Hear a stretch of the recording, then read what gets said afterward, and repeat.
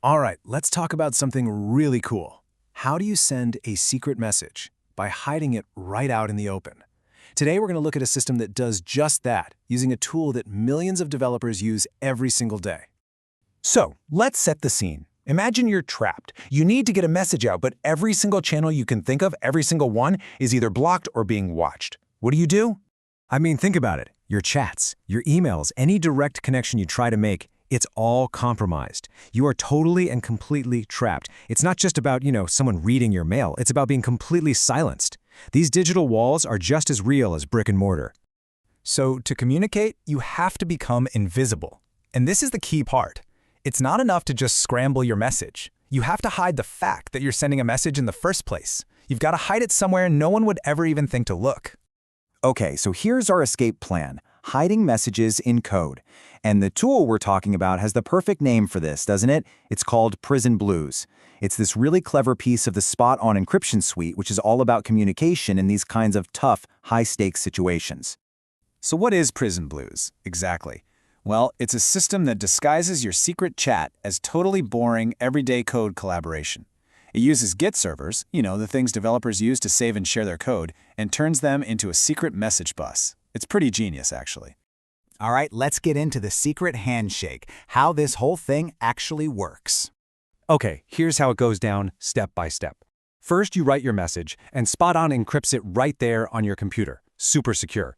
Then, and this is the clever part, it commits and pushes that encrypted file to a shared Git repository. It looks just like a developer is saving their work.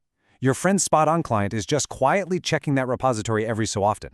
When it sees your new file, it fetches it, decrypts it automatically, and there's your message. Simple as that. So you have to understand, in this system, the Git repository isn't for code at all. You got to think of it more like a secret bulletin board, or even better, a digital dead drop, from spy movies. You leave the package, walk away, and your contact picks it up later. You never even have to be online at the same time. And the security here is seriously layered, like an onion. You've got Spot-On's own end-to-end encryption on the message itself. If you're really paranoid, you can add another layer of GPG encryption. The connection to the server is protected with standard stuff like SSH or HTTPS, and maybe most importantly, the identity used to post the message is totally generic, like prisoner@blues.org, so your name is nowhere near it. Now, Prison Blues isn't a silver bullet. It's more like a very specific tool for a very specific job. So let's compare it to some of the other tools in the Spot-On suite to see where it really shines. Okay, first up, let's look at Prison Blues versus Poptastic.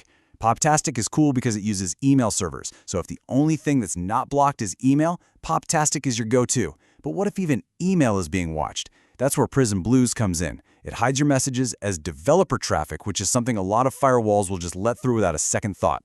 And what if you need to send a big file, like a video? Well, that's not Prison Blues' job. That's for Starbeam, which is basically a decentralized peer-to-peer file sharing tool, kind of like BitTorrent. Prison Blues is all about small stuff. Text messages, key files, that kind of thing. But it has this really interesting side effect. Because of how Git works, it creates this unchangeable, time-stamped log of your entire conversation. It's almost like a mini private blockchain. All right, so this is all really clever tech, but why does it matter? Let's talk about the real-world covert operations where something like this could literally be a lifesaver.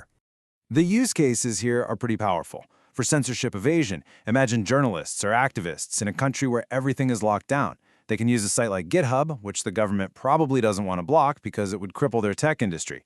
You could also use it to set up a totally secure private group forum. And yeah, it is the ultimate modern dead drop. A source can leave a message for a reporter, and they never have to cross paths, digitally or otherwise. Plus, that Git log acts as a state-proof record of when information was shared. But okay, let's be realistic. No system is perfect. And when you're in a prison, you better believe the warden is watching. So we have to talk about the limitations and the risks. And this quote really nails the single biggest weakness. It says, although content remains confidential, some timing and frequency information inevitably leaks through Git's logs. Your messages are safe, but the fact that you are messaging, that's visible. It's a classic metadata problem. So here's the Achilles heel. It's all about the metadata. The bad guys, they can't read your messages. That's true. But they can see when you send a message. They can see how often you communicate.